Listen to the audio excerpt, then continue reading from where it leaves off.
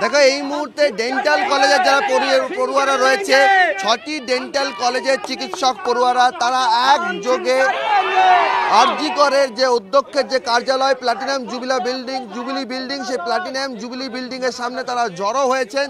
তাদের স্পষ্ট বক্তব্য যে তথ্য প্রমাণ লোপাটের যে চেষ্টা, যে অভিযোগ যে সামনে এসছে, সেই ঘটনাকে সামনে ঘিরে তারা এই প্রতিবাদ জানাতে এসছেন যাতে কোনোভাবেই তথ্য প্রমাণ লোপাট না হয়। কি কারণে আজকে 6টি ডেন্টাল মেডিকেল কলেজের প্রতিনিধিরা এখানে এসে উই ওয়ান্ট জাস্টিস দাবি তুলছেন, পুরো বিষয়টা যদি বলেন। দেখুন, ফেয়ার ইনভেস্টিগেশনের জন্যই প্রথম হচ্ছে আমাদের দাবি, ঠিক আছে? সিবিআই এসছে, হাইকোর্ট অর্ডার দিয়েছে, ঠিক আছে, কিন্তু এই যে হয়েছে আরজি করে ওদের যাতে মনোবল না ভাঙে। কি হয়েছে? দেয়ালটা যে ভাঙা হয়েছিল সেটার যে এভিডেন্স মেটানোর যে একটা পরিকল্পিত হয়েছে কি হয়নি সেটা পরের কথা, কিন্তু হতেও তো পারে যে এভিডেন্স লোপাট হওয়ার জন্য। সেই ক্ষেত্রে আমরা ডেন্টাল সার্জনরা এসেছি আজকে এই কারণে, এইটাই বলার জন্য, এবং যে আমরা ওদের সাথে আছি এবং পাশে আছি, আপনারা কোনো চিন্তা করবেন না, আমরা এই এককভাবে আমরা এই লড়াইটা লড়বো। তো বড় একটা হিনিয়াস অ্যাক্টের পর we all need to stand up and say what is going on, and for that আজকে আমরা সবাই রাস্তায় নেমেছি, all the students and the faculty members of entire dental fraternity of West Bengal. রাতে পারেন না বিভাগীয় প্রধান, যে প্রশ্ন উঠছে যে তিনি বলছেন যে রাতে কি হতো তা তিনি জানেন না। একজন বিভাগীয় প্রধান এরকম তো নয় যে ক্লকওয়াইজ সকাল 9টা থেকে বিকেল 5টা পর্যন্ত তিনি শুধু দায়িত্ব নেবেন তার ডিপার্টমেন্টের মধ্যে। পরবর্তী ক্ষেত্রে তার জুনিয়র চিকিৎসকেরা, তার অধস্তন চিকিৎসকেরা কি পরিস্থিতিতে কাজ করছেন সেটা তিনি 7 দিন হোক 8 দিন হোক তিনি বিভাগীয় প্রধান তাকে দায়িত্ব নিতে হবে। তিনি এই বলে দায়িত্ব এড়াতে পারেন না যে মাত্র 8 দিন হলো আমি দায়িত্ব নিয়েছি, আমার পক্ষে আমি জানতাম না রাতে কি হতো। তিনি যখন বিভাগীয় প্রধান, তিনি ওই চেয়ারে এসছেন, এটা তার জানার কর্তব্যের মধ্যে পড়ে যে রাতে কোন অবস্থায় বিশেষত তার সন্তানসম মহিলা চিকিৎসকেরা কাজ করছেন, কেন তাদেরকে সেমিনার কক্ষে গিয়ে পরে এতটা নির্জন নিভৃতে গিয়ে পর থাকতে হচ্ছে। দ্বিতীয় যে প্রশ্নটা, চাবি, নার্সিং সুপার বলছেন চাবি থাকে একটা বাক্সের মধ্যে, তাহলে সেই চাবি খোলা হলো, তারপর সেখানে কারা যাতায়াত করছেন?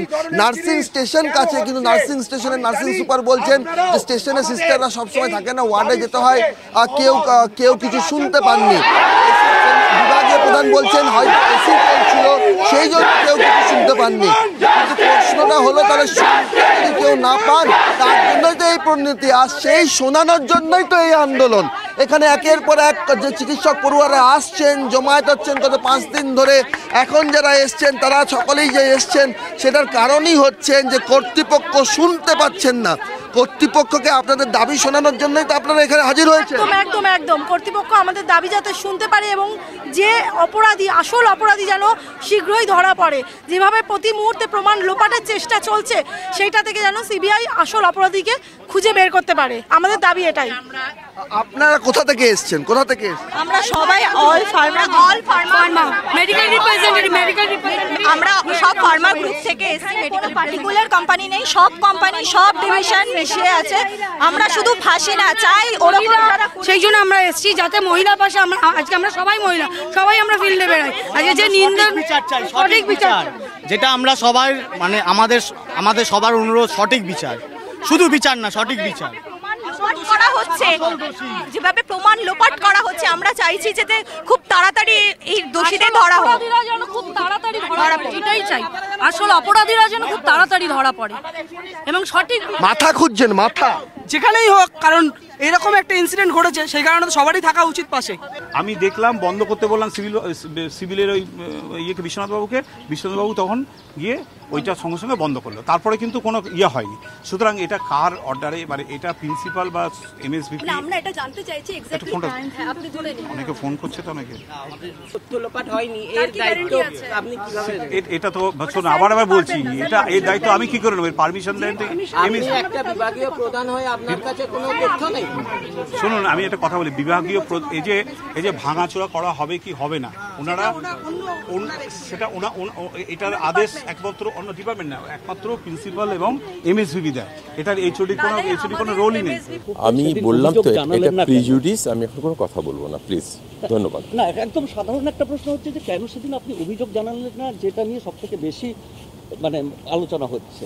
অভিযোগ জানিয়েছি, এফআইআর করা হয়েছে, কিন্তু হাইকোর্ট তো ডকুমেন্টস আছে আমার কাছে, আমি সাবমিট করে দেবো। কোথাও কি মনে হচ্ছে এর পেছনে অন্য কোনো উদ্দেশ্য আছে? প্লিজ আমি বলছি, আমাকে একটু কাজ করতে দিন, আমার কিছু কাজ আছে, কোনো উদ্দেশ্য নেই, আমি জানিয়েছি, এফআইআর করা আছে, ঠিক আছে? ধন্যবাদ।